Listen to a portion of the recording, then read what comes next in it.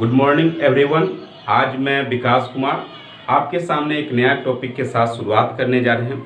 आज हमारे वीडियो का छठा लेक्चर है और इस लेक्चर में हम लोग देखेंगे इलेक्ट्रोस्टैटिक्स के भीतर वैद्युत द्विध्रुव के बारे में, इलेक्ट्रिक डायपोल के बारे में, और इसी से हम लोग जानेंगे वैद्युत द्विध्रुव आघूर्ण क्या है और इसके मात्रक को देखेंगे, इसकी विशेषताएं देखेंगे और फिर यहीं से आपका इससे संबंधित कुछ नियम हैं उस नियम को देखेंगे और फिर इसका व्यंजक भी देखते हैं।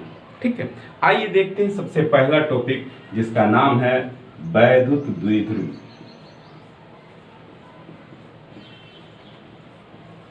ये है क्या? Electric dipole. ठीक है, अब देखते हैं द्विध्रुव है क्या। ये इसका अंग्रेजी नाम होता है डायपोल। डाय मतलब दो, पोल मतलब ध्रुव। अब ये है क्या समझेंगे। मान लेते हैं एक ऐसा सिस्टम लिए, एक ऐसा निकाय लिए, एक ऐसा संयोजन लेते हैं जहां दो आवेश लेते हैं, दोनों आवेश का मापांक बराबर है। मान लीजिए एक 5 कूलम लिए तो दूसरा भी 5 कूलम लिए, लेकिन दोनों की प्रकृति विपरीत होना चाहिए।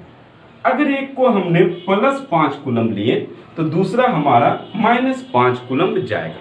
ठीक है, तो क्या देखते हैं, अगर किसी निकाय में दो समान आवेश ले लेकिन दोनों का मापांक केवल समान होना चाहिए, प्रकृति विपरीत होना चाहिए। दो समान लेकिन विपरीत प्रकृति के आवेश एक दूसरे से अल्प दूरी पर रखते हैं। कितनी दूरी पर रख दिए? अल्प दूरी पर। अल्प दूरी का मतलब क्या होता है? बहुत ही कम दूरी पर रख दिए। और अगर एक दूसरे से अल्प दूरी पर संयोजित कर देते हैं तो आवेशों का ऐसा निकाय को ही वैद्युत द्विध्रुव कहेंगे। ठीक है, वैद्युत द्विध्रुव क्या देख रहे हैं कि आवेशों का वैसा निकाय जिसमें दो समान लेकिन विपरीत प्रकृति का आवेश एक दूसरे से स्वल्पांश दूरी पर, स्वल्पांश यानी काफी कम दूरी पर रखेंगे, तो ऐसे निकाय को ही हम लोग वैद्युत द्विध्रुव कहते हैं। इस स्वल्पांश दूरी को यहाँ पर 2L के नाम से जानते हैं। ठीक है, यहाँ पर जनरली दूरी को हम लोग R से सूचित करते हैं, लेकिन यहाँ पे स्वल्पांश दूरी को 2L से सूचित किया जाता है। ठीक है, अब यहीं से आगे बढ़ते हैं जिसका नाम है वैद्युत द्विध्रुव आघूर्ण, इलेक्ट्रिक डायपोल मोमेंट। अब ये है क्या मोमेंटम? तो वैद्युत द्विध्रुव आघूर्ण है क्या? तो हमने द्विध्रुव देखे कि दो आवेश लिए स्वल्पांश दूरी पर रख दिए, और आघूर्ण के बारे में कहता है कि किसी भी एक ऐसा निकाय लिए जहां पर वैद्युत द्विध्रुव है, उस वैद्युत द्विध्रुव में आवेश को निकाल लेते हैं। जैसे मान लेते हैं 5 कूलम 10 कूलम, ये है क्या? आवेश को दर्शाता है।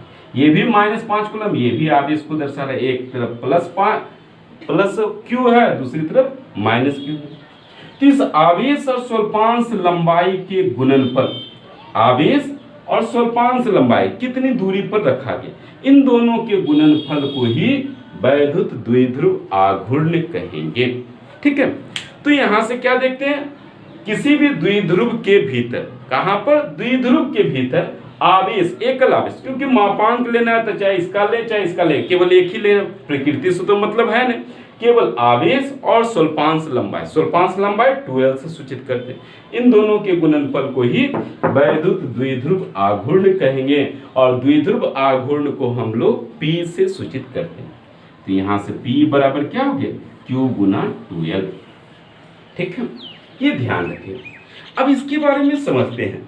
द्विध्रुव आघूर्ण को P से सूचित किए, P गुना 2L लिख दिए, लेकिन यह एक सदिश राशि है। ये कैसी राशि है? सदिश राशि। और जब सदिश राशि है तो इसकी एक निश्चित दिशा हो जाए, क्योंकि जैसे सदिश राशि हमारे पास आता है हम लोग को डायरेक्ट हिट करता है कि सदिश है तो दिशा है, दिशा है तो निश्चित दिशा। अब कहाँ निश्चित दिशा? इसकी दिशा हमेशा ऋण आवेश से धन आवेश की ओर दर्शाएगा। ये याद रखेगी। यानी वैद्युत द्विध्रुव आघूर्ण एक सदिश राशि है जिसकी दिशा ऋण आवेश से हमेशा धन आवेश की ओर दर्शाती है। ठीक है, ये चीज आपका देखिए। अब दिशा है तो जिसके कारण ये ऐसा, जहां भी सदिश राशि हो जाएगा तो सदिश राशि को तो तीर के निशान के द्वारा सूचित करते हैं, इसलिए P के ऊपर क्या दे दें? वेक्टर P बराबर यहां से लिख सकते हैं Q गुना 2L। लेकिन इसको सदिश कैसे किया जाएगा? यहां से आवेश तो है अदिश, स्वल्पांश लंबाई भी है अदिश, लेकिन इस पूरे को सदिश बनाने के लिए यहां पर एक एकांक सदिश लेते हैं। क्या ले लिए? एक एकांक सदिश लेते हैं, जहां ये दर्शा रहा एकांक सदिश को, यानी यूनिट वेक्टर को। क्या है? Unit vector. अब जब एकांक सदिश के साथ गुणनफल में रह गया तो ये पूरा का पूरा मान क्या हो गया? सदिश राशि हो गया। तो यहां से हम लोग क्या देख रहे हैं? वैद्युत द्विध्रुव को P से सूचित किए, सदिश राशि होने के कारण वेक्टर P से सूचित किए, और Q into 2L into vector P का एकांक सदिश यूनिट वेक्टर के दर्शाता है। ठीक है, अब ये सदिश राशि तो देखें, अब इसी का मात्रक देखते हैं। मात्रक क्या है? इसका मात्रक कई प्रकार से देख सकते हैं। सबसे पहला मात्रक क्या है? आवेश। आवेश का ऐसा मात्रक क्या होगा? कूलम। ये 2L है स्वल्पांश लंबाई, यानी लंबाई की बात करें, और लंबाई का मात्रक क्या होता है? मीटर होता है, इसलिए मीटर याद रखेंगे। कूलम मीटर में C को कैपिटल में लिखेंगे और मीटर को स्मॉल में लिखेंगे। अब देखते हैं, ये था एसआई पद्धति का मात्रक। ठीक है, अब इसी का सीजीएस पद्धति का मात्रक क्या है? तो ये है कूलम। कूलम का सीजीएस क्या होगा? State coulomb. मीटर का सीजीएस क्या होगा? सेंटीमीटर। कौन सा पद्धति हो गया? सीजीएस पद्धति में। यानी वैद्युत द्विध्रुव आघूर्ण का सीजीएस मात्रक क्या है? State coulomb centimetre. ठीक है, अब इसी स्टेट कूलम सेंटीमीटर का मान भी होगा। क्या मान होगा?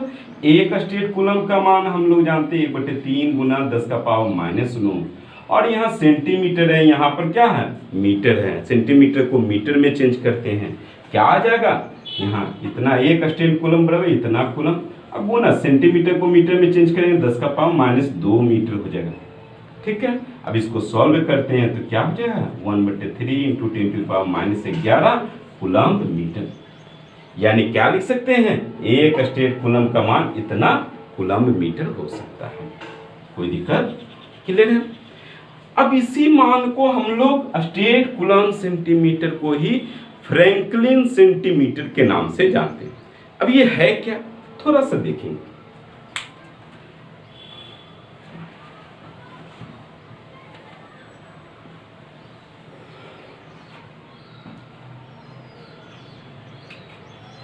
अब आइए देखते हैं। हमने सबसे पहले ऐसे पद्धति का मात्रक कूलम मीटर देखे। सीजीएस पद्धति का मात्रक क्या होगा? स्टेट कूलम सेंटीमीटर हो, और इसी को हम लोग फ्रैंकलिन सेंटीमीटर भी कहते हैं। ठीक है, यानी वैद्युत द्विध्रुव आघूर्ण का सीजीएस मात्रक क्या होगा? फ्रैंकलिन सेंटीमीटर के नाम से भी जानते हैं। ठीक है, अब देखते हैं यहां से क्या है।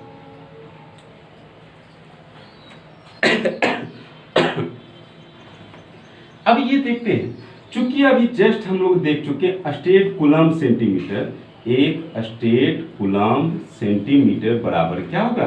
1/3 इंटू 10⁻⁻11, यहां से जस्ट अभी देख चुके हैं, इंटू कूलम मीटर।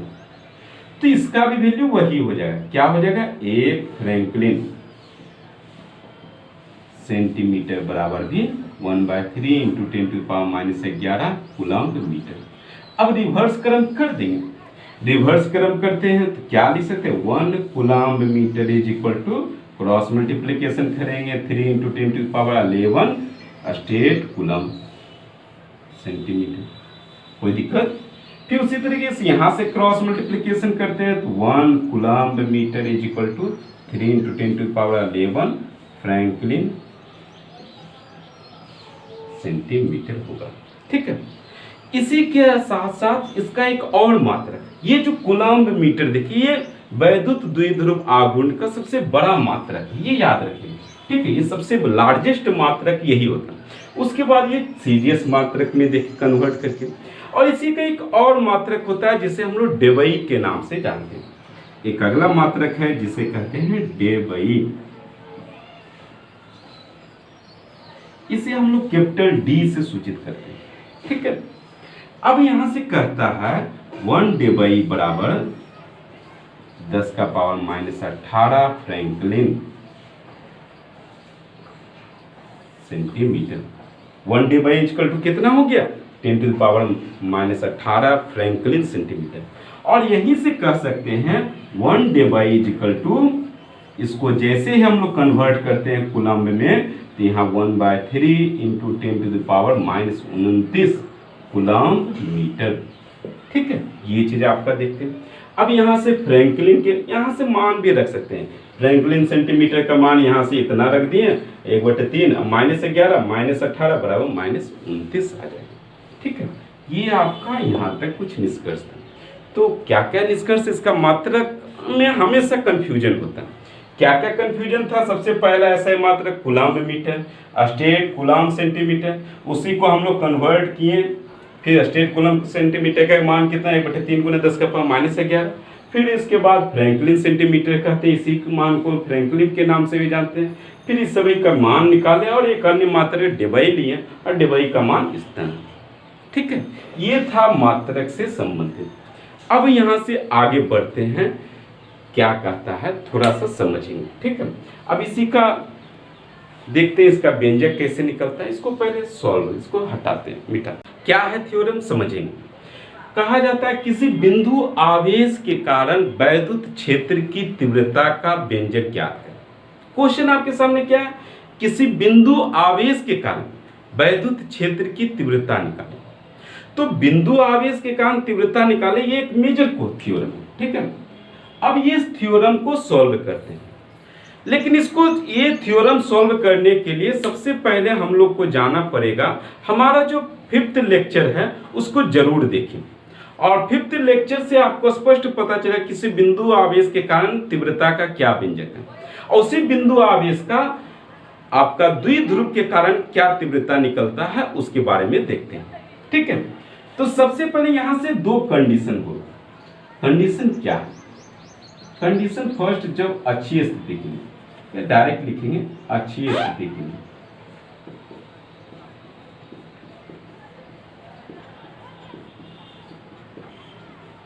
यानी कहीं पर भी 2 बिंदु आवेश थे, जैसे मान लिए द्विध्रुव, एक आवेश ये है, दूसरा बिंदु यहां पर है।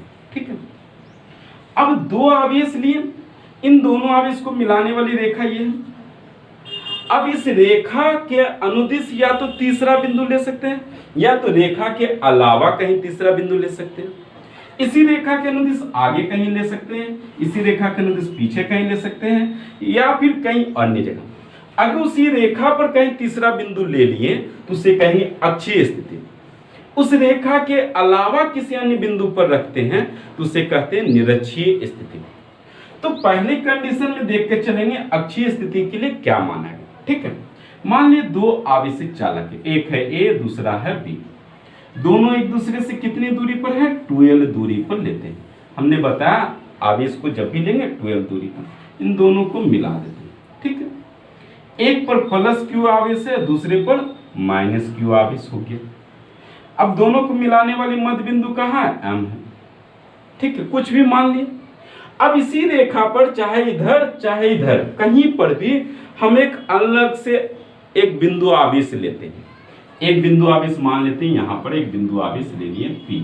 ठीक है, P की दूरी जो नापते हैं, ना तो इस सिरे से ना ही इस सिरे से, दोनों के मध्य बिंदु से।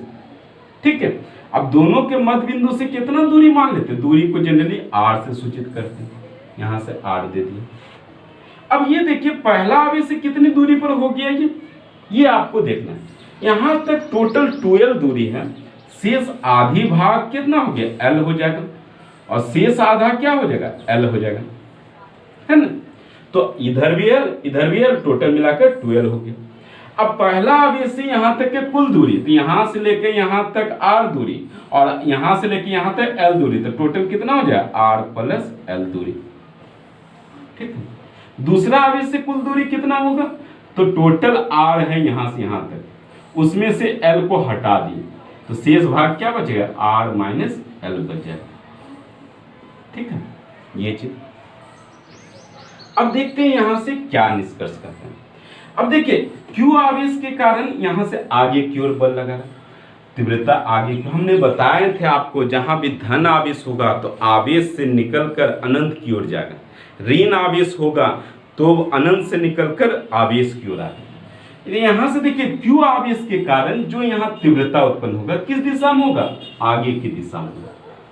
किस दिशा में होगा, ये Q1 प्लस Q, और माइनस Q के कारण क्या होगा, पीछे की दिशा में। यहां से जो आपका तीव्रता उत्पन्न हो रहा है तो ये क्या होगा, माइनस Q के कारण पीछे की दिशा में, प्लस Q के कारण आगे की दिशा में। अब इसका मान निकालते हैं, ठीक है। तो कुल तीव्रता यानी परिणामी तीव्रता क्या होगा, परिणामी तीव्रता यदि E हो, परिणामी तीव्रता यदि E हो तो E बराबर क्या हो जाएगा, आपका एक ये और एक ये ध्यान रखिएगा, एक आगे की ओर चल रहा है, एक पीछे की ओर चल रहा है, तो बड़ा वाले में से छोटा वाले को घटा देते हैं। अब बड़ा वाला कौन है, छोटा वाला कौन है, ये कैसे जानते हैं, तो जो भीतर की ओर लागू हो रहा है और एक बाहर की ओर लागू हो रहा है, इन दोनों के लिए पहले देखते हैं हम लोग फॉर्मूला क्या निकलता है। पहले हम क्या करते हैं, अलग अलग निकालते हैं, अब बड़ा कौन है छोटा कौन है दोनों को अलग अलग डिटरमाइन करते हैं। पहले देखते हैं E के मान। सबसे पहले A के लिए, A बिंदु के लिए क्या हो जाएगा, E प्लस Q, यही ना। E बराबर आपको पिछले क्लास में बताए थे क्या होगा, 1/4 pi epsilon naught into Q upon R square. तो A के लिए R कितना हो जाएगा, A के लिए R हो जाएगा R प्लस L का होल स्क्वायर, ठीक है। अब इसी प्रकार B के लिए देखते हैं। B के लिए E माइनस Q बराबर क्या हो जाएगा, 1/4 pi epsilon naught into Q upon, इसका भी मान क्या है माइनस Q, बटे दूरी यहां से यहां तक का कितना मान आ जाएगा, R माइनस L का होल स्क्वायर। अब ये देखिए इन दोनों में बड़ा कौन है छोटा कौन है, देखिए यहां से इसका मान क्या देख रहे हैं, 1/4 pi epsilon not 1/4 pi epsilon not, दोनों का कांस्टेंट मान रहा है, ऊपर भी Q ऊपर भी Q, ये दोनों का भी मान कांस्टेंट। नीचे हर में डिनोमिनेटर में यहाँ प्लस में है, यहाँ पर माइनस में है, और जो माइनस में होता है वो छोटा होगा, जो प्लस में होता है वो बड़ा, लेकिन डिनोमिनेटर जो होता है इन्वर्सली प्रोपोर्शनल होगा। तो यहाँ से क्या, ये मान ज्यादा छोटा है इस मान से, लेकिन इसका रिवर्स करेंगे तो ये पूरा का मान बड़ा हो जाएगा इस पूरे के मान से, ठीक है। तो ऐसी अवस्था में क्या लिख सकते हैं, ये मान ग्रेटर होगा। तो E बराबर परिणामी तीव्रता क्या हो जाएगा, परिणामी तीव्रता यदि E, तो E बराबर क्या लिख सकते हैं, E बराबर पहले इस आवेश को लिखेंगे E माइनस Q, माइनस उसमें से क्या घटाएंगे, E plus Q, clear. E minus Q में से E प्लस Q को सब्ट्रैक्ट करते हैं। अब आइए देखते हैं क्या निष्कर्ष निकलता है, ठीक है। अब देखते हैं E बराबर, अब यहां से E माइनस Q का मान कितना है, 1/4 पाई एप्सिलॉन नॉट इंटू क्या मान आ गया, Q बटे R माइनस L का होल स्क्वायर, माइनस इतना लिख दे, उसमें से क्या घटाना है, प्लस Q का मान इतना क्या हो जाएगा, 1/4 pi epsilon naught into Q बटे R प्लस L का होल स्क्वायर, ठीक है। अब इन दोनों में कुछ कॉमन आ जा रहा है, कॉमन ले लेंगे, क्या हो जाएगा 1/4 pi epsilon naught into Q, अब यहाँ से क्या बच जाएगा, 1/R माइनस L का whole square minus 1/R plus L का होल स्क्वायर, ठीक है। अब इसी से रिलेटेड आगे और देखते हैं, यहाँ से क्या लिख सकते हैं, 1/4 pi epsilon naught into Q into, यहाँ से देखते हैं दोनों का एलसीएम लेते हैं, R minus L into R plus L, इसका भी स्क्वायर इसका भी स्क्वायर। अब यहाँ से क्रॉस मल्टीप्लीकेशन करके लिख देंगे R प्लस L का whole square minus R minus L का होल स्क्वायर, ठीक है। अब इसी से संबंधित आगे भी बढ़ेंगे, थोड़ा सा देखते हैं, आपको कहीं मिटाते हैं, ठीक है। इस साइड मान को कुछ कांस्टेंट मान, ठीक है, कांस्टेंट तो मान जानते हैं, इसका मान K होता है। तो यहाँ से 1/4 पाई एप्सिलॉन नॉट का मान K मान लिया। अब K मानने के बाद इसको शॉर्ट में लिखते हैं K इंटू Q लिख दी। अब इसको सॉल्व करेंगे, सॉल्व करने के बाद क्या हो जाएगा, a square plus b, a plus b का whole square minus a minus b का होल स्क्वायर। अब क्या बचता है, आप लोग जानते होंगे ए प्लस बी का whole square minus a minus b का होल स्क्वायर। इसको सॉल्व कीजिए, क्या हो जाएगा, a square plus b square plus 2ab। अब यहाँ से ए माइनस बी का whole square, a square plus b square minus 2ab, ठीक है। लेकिन ये माइनस के साथ कॉमन है, तो माइनस का जैसे मल्टीप्लाइड होगा तो ये प्लस वाला माइनस ए बी माइनस ये प्लस, तब ये क्या हो जाएगा, ए स्क्वायर बी स्क्वायर के स्क्वायर बी स्क्वायर कैंसिल, क्या बचेगा 2ab 4ab। क्लियर है। अब यहाँ से डायरेक्ट मान ऊपर रख दें, क्या हो जाएगा 4ab, 4a into B, 4r into L, ठीक है। अब नीचे में a minus B into A plus B बराबर क्या होगा, A square minus B square, तो R square minus L square, और 2 बार है स्क्वायर है तो इतना का होल स्क्वायर। क्लियर है। अब यहां से एक चीज को गौर कीजिएगा, यहां से r का मान जो है l से काफी ज्यादा, r क्या दूरी जो है किसी बिंदु आवेश को लेकर चले उसी अक्ष पर काफी ज्यादा हो, और 2l क्या है, स्वल्पांश लंबाई, द्विध्रुव में आपको बताएं 2l दर्शाता है स्वल्पांश लंबाई, और स्वल्पांश लंबाई का आधा कर देंगे तो वो और ही कम हो जाए, उसका स्क्वायर और ज्यादा कम हो जाए। तो ऐसी अवस्था में जहां l का मान काफी छोटा रहेगा उसे उपेक्षणीय लेते हैं। उपेक्षणीय का मतलब होता है उसका मान नगण्य कर देते हैं, लेकिन याद रखिएगा नगण्य में उसे नेग्लेक्ट कर देते हैं, लेकिन नगण्य केवल एडिशन में या सब्ट्रैक्शन में ही कर सकते हैं, मल्टीप्लाई या डिवीजन में नहीं कर सकते। जहां जोड़ या घटाव रहेगा वहीं पर नगण्य का मान ले सकते हैं, और जहां प्रोडक्ट में या डिवाइड में रहेगा, भाग या गुना में रहेगा, वहां नहीं करेंगे। इसीलिए देखिए यहां से एल स्क्वायर का मान काफी कम होगा, तो ये एल स्क्वायर हटा के चलेंगे, यानी लगभग 0 के बराबर लेके चलते हैं। तो यहाँ से E बराबर क्या हो जाएगा, K इंटू क्यू इंटू क्या हो जाएगा, यहाँ भी L है लेकिन इसको नहीं लेके चलेंगे नगण्य, क्योंकि यहाँ पर प्रोडक्ट में गुना में, इसलिए जैसे है वैसे लिख देंगे। क्या बच गया 4RL, 4RL, ठीक है। और नीचे में क्या बच गया, L स्क्वायर हट गया, बचा क्या R स्क्वायर का होल स्क्वायर, तो क्या हो जाएगा R का पावर 4। अब लगता है कुछ कटेगा, R को R का पावर 4 से कैंसिल कर दिया, कितने बार में कटा, 3 बार में, तो यहाँ से क्या बच गया E बराबर K इंटू क्यू इंटू यहाँ से क्या 4L अपॉन RQ, ठीक है। यहाँ तक क्लियर हो गया। अब इसी के मान को K का जो मान हम लोग माने थे, जूम किए थे, इसका क्या मान लिए थे, K माने थे, K का मान 1/4 पाई एप्सिलॉन मान को रख देते हैं। E बराबर क्या हो जाएगा 1/4 पाई एप्सिलॉन नॉट इंटू यहाँ से क्या 4QL अपॉन RQ। यही निकल गया किसी बिंदु आवेश के लिए द्विध्रुव के कारण द्विध्रुव के कारण तीव्रता का व्यंजक, ठीक है। ये सब आपका रफली यूज करने के लिए पता है, कोई कंफ्यूजन, ये ध्यान दीजिए। अब इसी से रिलेटेड आगे भी और भी बताएंगे।